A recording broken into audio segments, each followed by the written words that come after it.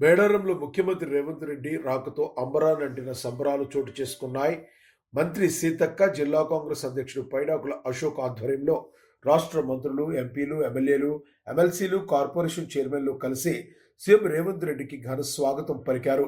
బహిరంగ సభలో మాట్లాడుతూ మంత్రి సీతక్క, సమ్మక్క సారలమ్మ తల్లుల దీవెనలతో మేడారం అభివృద్ధి పనులు చేపడుతున్న ముఖ్యమంత్రికి కృతజ్ఞతలు తెలిపారు.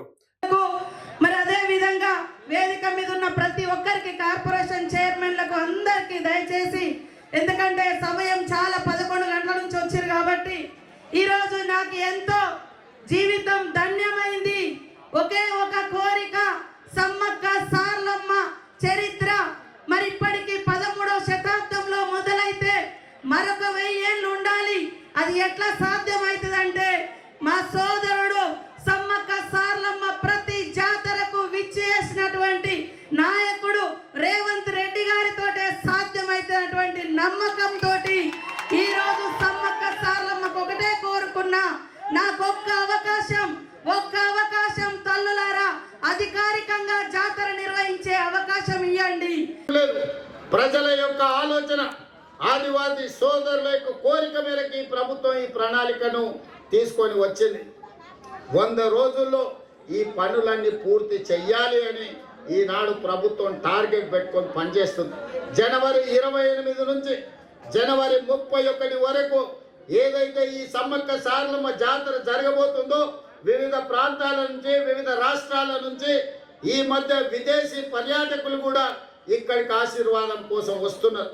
భక్తులకు ఎలాంటి అసౌకర్యం కలగకుండా ఇక్కడ అభివృద్ధి కార్యక్రమాలు వేగంగా జరగాలి అంటే రాత్రి భవన్లు ఇక్కడ పనులు జరగాలి.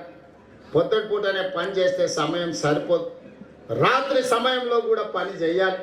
మరి ఇక్కడ నిపుణులు పనిచేస్తున్నప్పుడు వాళ్ళకి రక్షణ కల్పించి వాళ్ళకి అన్ని వసతులు చూసుకోవాల్సిన బాధ్యత స్థానికులదే. ప్రభుత్వం ఎన్ని చేసినా కొంతమేరకే ఉపయోగం ఉంటుంది, కానీ స్థానికుల భాగస్వామ్యం ఉంటే 100% ఈ కార్యక్రమం వేగంగా ముందుకు వెళ్తుంది. ఇవాళ సమ్మక్క సారలమ్మ గద్దెలే కాదు, జంపన్న వాగు నిర్మాణం గురించి, భక్తులు రావడానికి, భక్తులు దర్శనం చేసుకున్న తర్వాత వెళ్ళడానికి కూడా రహదారుల నిర్మాణం కోసం కూడా ఈరోజు నేను అధికారులకు సూచనలు, సలహాలు ఇవ్వడం జరిగింది. పొంగులేటి శ్రీనివాసరెడ్డి గారికి నేను ఆదేశాలు ఇచ్చిన, నెలలో 3-4 సార్లు ప్రతి వారం ఇన్ఛార్జ్ మంత్రిగా వారు ఖచ్చితంగా ఇక్కడికి పర్యటన చేయాల్సిందే, ఈ పన్నులను పర్యవేక్షించాల్సిందే. రాబోయే 100 రోజులు ఇందులో భాగస్వాములు అయ్యే వాళ్ళందరికీ నేను సూచన చేసిన, మనం అయ్యప్ప మాల వేసుకుంటే ఎట్లయితే మాల వేసుకొని భక్తితో ఉంటామో సమ్మక్క సారలమ్మ మాల వేసుకోండి, భక్తితో ఇక్కడి పనులను పూర్తి చేయండి అని చెప్పి మా అధికారులకు, మా సాంకేతిక నిపుణులకు, మా ప్రజా ప్రతినిధులకు సూచన చేసిన. అందుకే మిత్రులారా, మళ్ళీ పూర్తి చేసుకున్న తర్వాత ఈ ప్రాంగణానికి నేను వస్తా. ఈసారి జాతరను అద్భుతంగా చేసుకుందాం.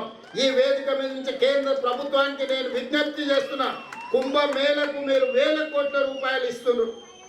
మరి మా ఆదివాసీ కుంభమేళకు కేంద్ర ప్రభుత్వం ₹1 ఇవ్వడానికి కానీ, జాతీయ పండుగకు గుర్తించడానికి కానీ వాళ్ళకి ఎందుకో మనసు రావడం లేదు.